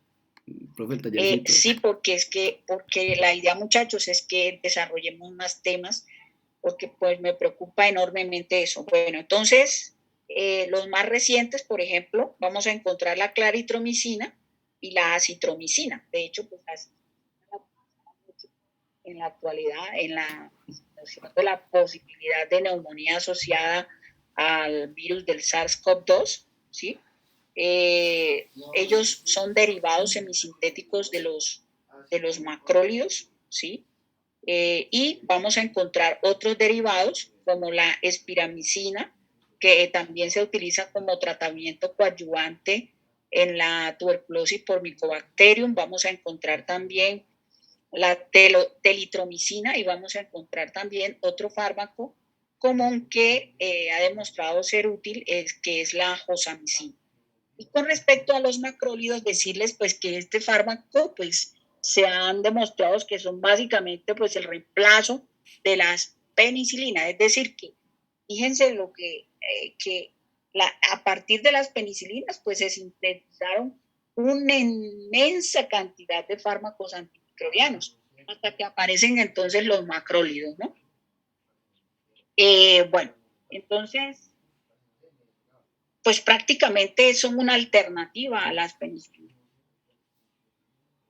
Ellos generalmente tienen mayor actuación o tienen una actividad frente a algunos microorganismos que son resistentes, por ejemplo, a las penicilinas. Y dentro de los que más se utilizan en la actualidad, por ejemplo, la acitromicina, que se absorbe tanto por vía oral como por vía parenteral. La claritromicina se absorbe básicamente por vía parenteral. Se absorbe, por ejemplo, una dosis de 500 miligramos intravenosos cada 12 horas en pacientes con neumonía, sobre todo en pacientes con neumonías asociadas a la comunidad. Y este fármaco tiene una cinética de absorción especial, ¿sí? Tiene una cinética de absorción bastante especial, y es que ella pues no se puede diluir en líquidos en suero salino, sino que toca diluirla necesariamente cuando se absorbe por vía intravenosa. Solo puede diluirse en líquidos dextrosados o en solución Harman. ¿Por qué?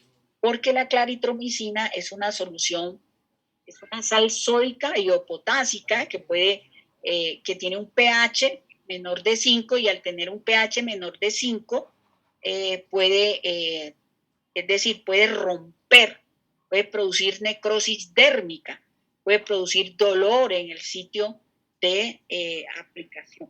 Entonces, esta es la claritromicina, y esto es importantísimo. ¿Por qué? Porque ustedes la van a utilizar con frecuencia en pacientes con hospitalización. Entonces, ustedes lo primero que tienen que decirle al enfermero es que este fármaco hay que diluirlo necesariamente en líquidos dextrosados, ¿sí? O en Harman. Dígame. Dos cosas. ¿Es líquido de Harman con H? ¿O con H? otro? Con H. Harman. H. Lo otro, la claritromicina, es que creo que ahí se cortó. ¿En qué caso es se utiliza? vesicante, porque tiene un pH menor de 5. Y entonces, cuando los fármacos tienen pH menor de 5, pueden romper la vena, es decir, pueden producir necrosis o pueden producir eso que le conocen con el nombre de flebitis. Eso, sí, señora. La flebitis química. ¿Sí? ¿Y en qué caso se utiliza la claritromicina? En pacientes, por ejemplo, con neumonías asociadas a comunidad. Acuérdate que yo te decía que ellos pues obviamente prácticamente son el reemplazo de las penicilinas, por tanto ellos también pueden ser de amplio espectro, ¿sí? Inhiben la síntesis proteica al unirse a la unidad 50 ribosomal de microorganismos que generalmente pueden ser sensibles a estos fármacos. Los macrólidos, por ejemplo, y otros antibióticos, por ejemplo, el cloranfenicol y la clindamicina, tienden a unirse a una misma unidad ribosomal. Esta generalmente se une a la unidad ribosomal 50S. Un ejemplo, la eritromicina, que es la que está por acá, esta, la eritromicina que se convierte o que tiene 3 isoformas, que son el etilsuccinato, el estearato y el estolato, tiene comportamiento bacteriostático, es decir, que ella inhibe el crecimiento de la bacteria, ¿sí? Inhibe el crecimiento de la pared, inhibe el crecimiento de la bacteria y tiene una enorme actividad contra cepas por estafilococos que son resistentes. También pueden actuar sobre la Bordetella pertussi, sobre Mycobacterium pneumoniae en pacientes con legionela, en pacientes también con un tipo de bacteria que se llama la Kansasi, que es una de las bacterias también bastante contagiosas. Bueno, la claritromicina, ¿sí? La claritromicina y la acitromicina, ¿sí? Pues son muy buenas en el tratamiento de pacientes, por ejemplo, con Haemophilus influenza, pero hay una relación, es decir, hay prácticamente una desventaja de la claritromicina con la acitromicina. Es decir, que ellas tienen menor afinidad farmacológica que los betalactámicos. Por eso, cuando se utilizan estos fármacos, uno tiene que tener muy sustentado que este paciente está cursando con un proceso neumónico, fíjense. Es decir, uno tiene que tener mucha claridad que el paciente está cursando con un agente que está produciendo pues un proceso neumónico, ¿sí? También pueden ser activos contra infecciones del tracto urinario, ¿sí? También son activos sobre infecciones del tracto respiratorio, sobre la Legionella pneumófila, sobre la Moraxella cataralis, sobre también, por ejemplo, la claritromicina se utiliza con mucha frecuencia en el tratamiento también ambulatorio de pacientes con Helicobacter pylori, ¿sí? En el toxoplasma, en el plasmodium, todos estos fármacos pueden ser activos contra esta cantidad de medicamentos. Bien, entonces, todos estos fármacos son activos contra esta cantidad de agentes microbianos. Vamos a tratar de ir un poquitico, muchachos, más rápidos, porque la verdad es que ya hoy quiero acabar con los antimicrobianos. Por ahí le voy a dejar una tareita. Vamos a encontrar entonces otros agentes microbianos, que son las lincomicinas. Muchachos, ¿a qué horas entonces el parcial del próximo martes? Usted dice que va a haber una hora de clase, pero entonces la hora de clase es antes o es después. Yo diría que puede ser antes, ¿no? De 6 a 7. A las 7 en punto empezamos el parcial, porque queríamos que el parcial, dijeron ustedes, que fuera presencial. Profe, es que mucha saturación, profe. Profe, ¿no quedaría mejor hacer primero el parcial y ya después ver la clase? Profe, ¿no habría una forma que el parcial nos quede pues otro día? Para que alcancemos a ver bastante clase y pues ya estudiar todos los temas para el parcial. Siento que son bastante. ¿Quieren? No, Juli, ya nos dijeron los temas del parcial. Muchachos, porque la plataforma me la cierran el 27, prácticamente un día después del examen, y si me la cierran, me hacen, mejor dicho, Me cuelgan. No, profe, esa es mala, no, esa no. Pero entonces Entonces, profe, para dentro de 8 días. De 6 a 7 hacemos la clase. ¿Sí? ¿Les parece? Empezamos Profe, con primero no parece el parcial. farmacología del dolor. Profe, ¿Qué me iba a decir? disculpe, ¿no podríamos realizar primero el parcial Sí. y luego la clase? Después van a estar mejor que desanimados o van a estar muy activos en el examen y que no, esta era la A, esta no era la A, no era la B, esta sí era la A. No, o sea, es una Profe, cosa horrible. Profe, Es que lo pero que pasa es que toda uno la clase se antes, satura. tampoco vamos a estar Profe, muy yo le tengo esta pendientes de la propuesta. clase porque vamos a estar estresados pensando en profe, escúchame, profe. Ujú. ¿Qué tal si hacemos así? Vea, 40 minutos de clase, 20 minutos de pues, Asistencia. no de estudios, de receso, porque puede uno estudiar 20 minutos antes del parcial. No, como me difícil. toca llamar a asistencia. Pero entonces, si digamos 40 minutos de clases y los 20 minutos restantes para completar la hora, pues digamos, ¿sí me entiende? Como para...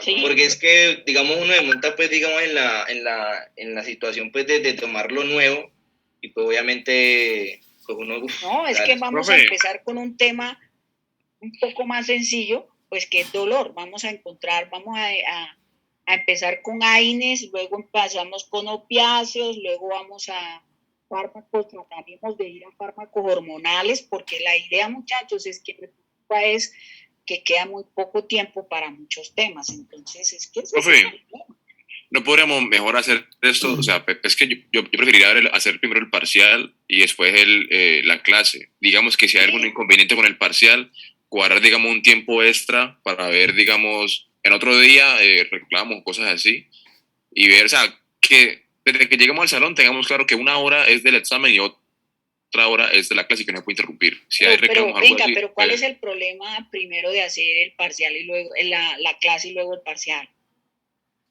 Profe, ¿Por es qué que no es quiere? de información, profe. ¿qué es eso? Porque Afanado por el nos parcial. satura mucho. No me montan la chiva.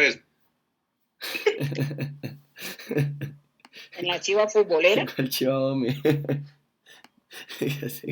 Bueno, entonces, muchachos, pues nada, pues lo que podemos hacer es, vamos a hacer como dice el joven Sebastián, 40 minutos de clasecita. Les explico el mecanismo de acción de las prostaglandinas y el mecanismo fisiológico del dolor, y les empezamos con AINES, y ya cuando vayamos a hacer el examen, ya son las 7, son las 6:40, llamo a lista, los saco a todos del salón y los voy organizando en orden aleatorio.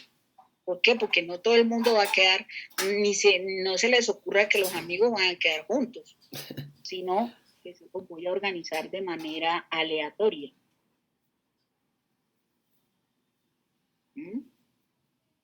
Entonces, listo, de ya una, después profe, ustedes salen para su casita, hacen el examen y salen para su casita y ya, listo, se acabó el negocio socio. Bueno, listo, muchachos, entonces... Profe, disculpe una preguntita, ¿y al fin sí. va a dejar un taller o no? Sí, claro, voy a dejarles un taller sobre las polimixinas. Obviamente, pues como no alcanzo, creo que no voy a alcanzar a abordar Linezolid, pues obviamente, pues vamos prácticamente, mejor dicho, necesitamos terminar esto ya. Y yo les voy a mandar un taller sobre el Linezolid, sobre polimixina. Bueno. Listo. Listo, profe, gracias. Bueno, entonces terminamos con prácticamente ya vamos a acabar. Fíjense, ya vamos con las lincosamidas. Las lincosamidas, pues, son fármacos que generalmente pueden inhibir la síntesis proteica ribosomal, actúan básicamente sobre gérmenes anaerobios. Y ustedes ven un marranito allá al final. ¿Por qué? Aquí en el fondo. ¿Y por qué ven ese marranito? Porque resulta que estos fármacos son útiles sobre pacientes con infecciones por diarreas o por gastroenteritis bacteriana, por ejemplo, salmonela, shigelosis. Y estas salmonelosis, shigelosis generalmente pueden producir estados diarreicos con abundante deshidratación. Dentro de las lincosamidas, por ejemplo, vamos a encontrar las clindamicinas y vamos a encontrar las lincomicinas. Mucho cuidado, ¿por qué? Porque a veces uno confunde la clindamicina con la amicacina. Recuerden que la clindamicina es una lincosamida, ¿sí? Entonces, también vamos a encontrar la lincomicina. La lincomicina anteriormente también se utilizaba en el tratamiento del Haemophilus influenza. Por ejemplo, en la Moxarella catarrhalis también se usaba con mucha frecuencia. Pues estos fármacos generalmente en la actualidad solo se usan o en infecciones intrahospitalarias asociadas a diarreas o sobre todo a diarreas de orden bacteriana específicamente.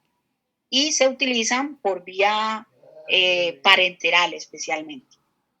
Vamos a encontrar también otros fármacos que son los glucopéptidos. Entonces, dentro de los glucopéptidos, el más importante, vamos a encontrar las vancomicinas. ¿Cuántos glucopéptidos hay? 2. ¿Cuáles son los glucopéptidos? La vancomicina y vamos a encontrar la teicoplanina. En Colombia tenemos disponibilidad de la vancomicina.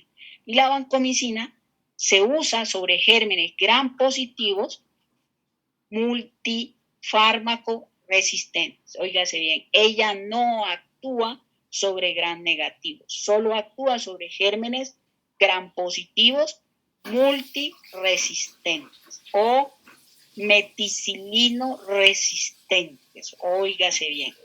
Entonces, los glucopéptidos, ¿qué son? Son fármacos que inhiben el crecimiento de la pared celular de la bacteria, alterando su permeabilidad o alterando la permeabilidad de la membrana bacteriana.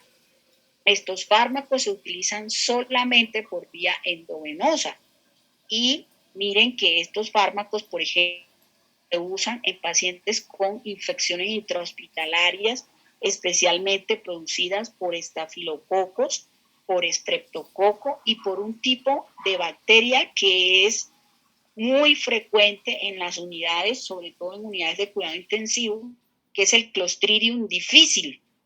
Clostridium difficile. Entonces, los pacientes, es decir, la vancomicina también es tiempo dependiente. Entonces, se debe administrar durante 2 a 3 horas porque ella solamente se va a absorber por vía parenteral. El método de dilución de este fármaco generalmente es por vía, es en suero salino, durante 2 a 3 horas. ¿Por qué? Porque ella puede producir un fenómeno que en farmacología se llama el síndrome del hombre rojo. ¿Y en qué consiste el síndrome del hombre rojo? Los pacientes generalmente hacen periodos de hipotensión, pueden hacer periodos de disnea, pueden hacer periodos de dolor torácico, ¿sí? Además de eso, puede producir enrojecimiento generalizado de la piel. Prácticamente es muy parecido a un ataque anafiláctico, pero no lo es simplemente un síndrome que en farmacología lo llamamos el síndrome del hombre rojo. Los pacientes se ponen rojos, empiezan a hacer un poco de disnea, empiezan a hacer un poco de hipotensión. ¿Y qué se debe hacer cuando los pacientes presentan síndrome de hombre rojo? Generalmente a los pacientes, idealmente, hay que, el fármaco, hay que alargar el tiempo de administración del medicamento. Quiere decir que si lo estamos administrando durante 2 horas, la idea es administrarlo por 3 horas, ¿sí? Administrarlo por 3 horas. ¿Para qué? Para que el paciente o para que los pacientes disminuyan todos estos efectos asociados al síndrome rojo. Si el paciente presenta prurito, que es una reacción muy frecuente con anafilaxia, se le debe colocar un corticoide. ¿Qué tipo de corticoide se coloca? Se puede colocar una dosis de hidrocortisona de 100 miligramos intravenosos y con eso generalmente los pacientes ceden. Lo que no se debe hacer nunca cuando, por ejemplo, sustancias como la vancomicina o como los glucopéptidos o como la teicoplanina, es suspender el tratamiento. No se les olvide, la vancomicina solo es de elección en pacientes con infecciones por gram positivos multiresistente o meticilino resistente, ¿sí? Es útil en pacientes con estafilococo, en estreptococo y el clostridio. Este es un fármaco que cuando se utiliza en UCI, por ejemplo, por largos periodos de tiempo, se requiere tomar niveles de vancomicina. ¿Por qué? Porque es un fármaco que es altamente nefrotóxico. Él tiene un gran metabolismo hepático y entonces también se puede excretar en algún porcentaje, se puede excretar por vía renal, pero entonces puede producir acumulación renal, la vida media se prolonga y al prolongarse puede ser un tóxico. Entonces hay mayor toxicidad farmacológica asociada a la vancomicina. Entonces, esto es uno de los grandes inconvenientes de este medicamento, por eso se deben tomar niveles de vancomicina. Si yo tengo pacientes, por ejemplo, con disfunción renal, los pacientes con disfunción renal necesariamente hay que tratar de, los pacientes que tienen disfunción renal, hay que tratar de disminuir la dosis. Entonces, ejemplo, ¿cuál es la dosis de vancomicina? Generalmente se utilizan 500 miligramos intravenosos cada 12 horas. Entonces, si el paciente, por ejemplo, tiene una disfunción renal, podemos administrar 500 miligramos día. O también se puede colocar dosis de 1 gramo cada 72 horas en pacientes que tienen una marcada disfunción renal. Y se deben tomar niveles de vancomicina en sangre, porque es un fármaco altamente nefrotóxico y hepatotóxico. Entonces encontramos también las sulfas, las sulfonamidas. Ellas tienen actividad contra especies aerobias gram negativas, ¿sí? Inhiben la síntesis de ácido fólico y se ha demostrado, por ejemplo, que las sulfonamidas tienen una enorme utilidad en infecciones de vías urinarias, son agentes bacteriostáticos, ¿sí? Y van a tener, pues generalmente, el gran problema con las sulfas es que tienen efectos a nivel gastrointestinal y hoy en día las sulfonamidas han demostrado mucha utilidad en pacientes en pacientes que tienen un tipo de neumonía que aparece en la fase SIDA de la enfermedad por HIV, que es la neumocistis carini. Entonces, utilizamos generalmente trimetoprim, la dosis de 240, 800 miligramos intravenosos cada 8 horas durante 5 a 7 días. Y los pacientes que tienen también neumocistis carini pueden cursar también pues, con lo que se conoce con algunas lesiones blanquecinas en la piel que pueden también pues, tratarse con este tipo de fármacos. Se ha demostrado también que las sulfonamidas son muy buenas en el tratamiento de la fiebre tifoidea, aunque hoy en día pues, la fiebre tifoidea pues, generalmente ya poco se habla de la fiebre tifoidea. Sin embargo, por ejemplo, con los episodios de las migraciones poblacionales, se han visto algunos brotes asociados a la fiebre tifoidea y generalmente pues este tipo de enfermedad se transmite básicamente por una mala disposición de excretas, es prácticamente contaminación orofecal. Pues eso es una de las grandes dificultades de estos fármacos. Bien, con respecto a la toxicidad por antibióticos, podríamos decir que una gran mayoría de antibióticos pueden producir, por ejemplo, daño renal. ¿Cuáles son aquellos que están relacionados con mayor daño renal?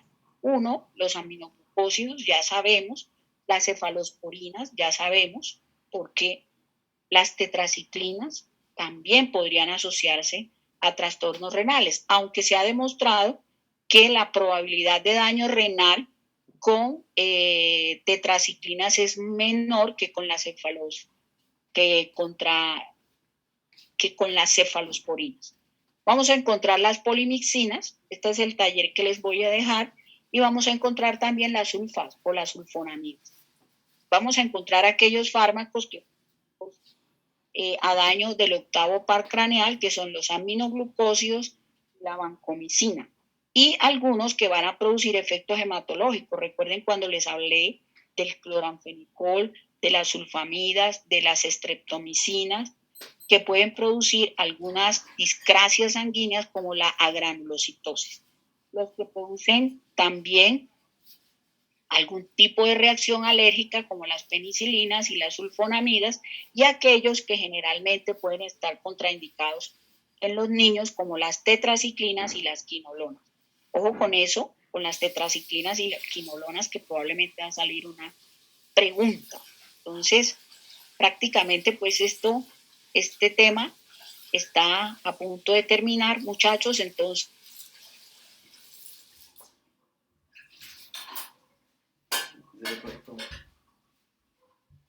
lástima.